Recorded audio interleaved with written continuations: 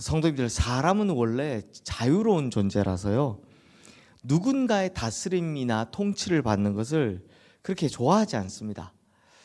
특히 독재 권력 같은 게 있으면 그 불편하고 막 불쾌하기까지 합니다. 그래서 사람은 자연스레 권력이 있으면 거기에 대해 항거하는 마음이 생기는 게 자연스러운 일입니다. 그런데 참 신기하게도요, 사람은 이 정확한 법과 제도라는 시스템 안에 딱 있을 때는 그때는 또 오히려 큰 저항감을 못 느낍니다. 오히려 그 법과 제도를 잘 지키는 게 나도 행복하고 우리 모두가 행복한 일이라고 생각을 하게 되는 거죠. 그래서 하나님께서도 인생과 나라와 온 우주를 창조하고 다스리실 때 무슨 독재자가 권력 부리는 방법으로 하신 것이 아니라 하나님의 법과 제도를 딱 정해놓고 거기에서 돌아가게 자연스럽게 통치하고 다스리고 계신 겁니다. 우리가 하나님 안 보인다고 왜 그러냐 하는데, 사실은 원래 사람이 그래서 하나님을 더 잘 섬기는 법입니다. 시편 97편의 저자 역시 하나님의 통치와 다스림 안에 있는 인간의 행복을 노래하고 있는데요, 또한 반대로 인간이 하나님의 통치 안에 있지 않을 때 어떤 불행한 일을 당할 것인지에 대해서도 경고를 하고 있습니다. 먼저 세상 만물이 하나님의 말씀 안에 있을 때 얼마나 평화롭고 자유로운지를 이제 말하고 있습니다. 우리 1절 말씀 함께 읽겠습니다. 여호와께서 다스리시나니 땅은 즐거워하며 허다한 섬은 기뻐할지어다. 땅과 섬들이 뭘 기뻐한다는 겁니까? 하나님의 다스림을 즐거워하고 기뻐한다라고 하는 겁니다. 그런데요, 이건 당연한 일입니다. 하나님께서 땅을 창조하시고 섬을 창조하셨습니다. 온 세상 모든 만물들이 다 하나님의 통치와 하나님의 창조 섭리 안에 있습니다. 근데 만약에요, 하나님께서 창조만 떡 해놓고 아무것도 안 하시고 다스리지를 않으신다면 그럼 어떻게 되겠습니까? 매 순간 문제가 일어날 수밖에 없을 겁니다.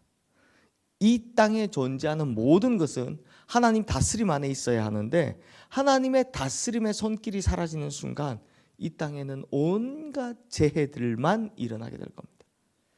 만약 하나님께서 다스리심을 거둘 때 섬이라고 하는데, 섬이 기뻐한다고 하는데, 섬들을 둘러싸고 있는 파도가 그 섬들을 당연히 집어삼킬 겁니다.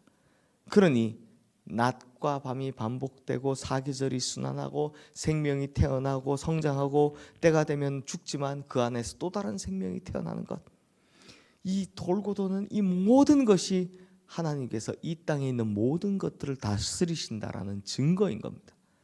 그러므로 모든 만물들은 하나님의 다스림을 기뻐해야 하는 거죠.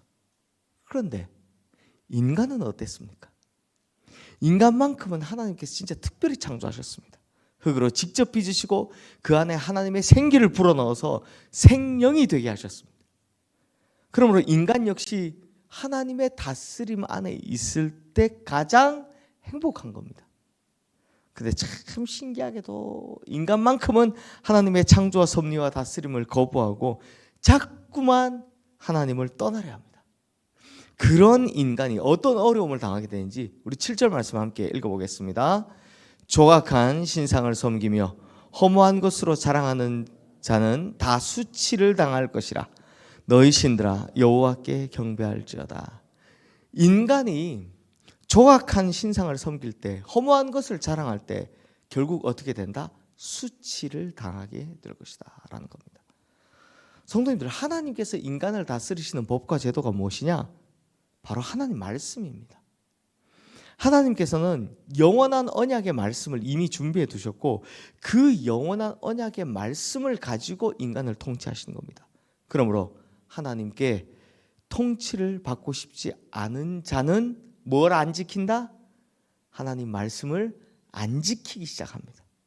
말씀을 거부합니다. 말씀대로 살지를 않습니다. 그러면 결국 어떻게 되느냐? 그걸 잘 보여주는 것이 바로 열왕기서의 마지막 이야기인데요. 남유다의 왕, 마지막 왕이 누굽니까? 시드기야입니다.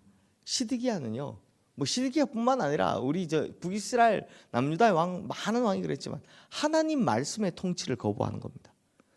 특히 시드기야는 그때가 참 나라가 힘들 때인데 이집트와 바벨론 사이에서 줄타기를 하는 겁니다.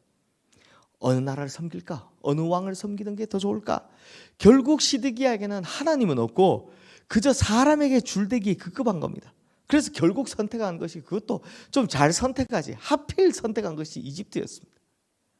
그러자 하나님께서는 하나님 말씀의 통치를 거부한 시드기야와 남유다를 가만히 두지 않으셨습니다. 이집트도 가만히 두지 않으셨습니다.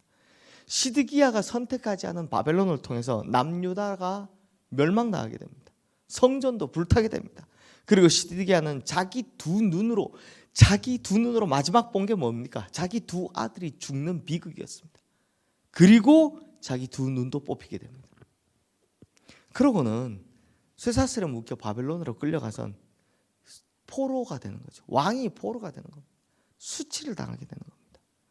결국 하나님의 통치를 받지 않으려는 자, 말씀 앞에 순종하지 않는 자, 그 비참한 최후를 성경은 시드기야를 통해서 우리에게 보여주고 있는 거죠.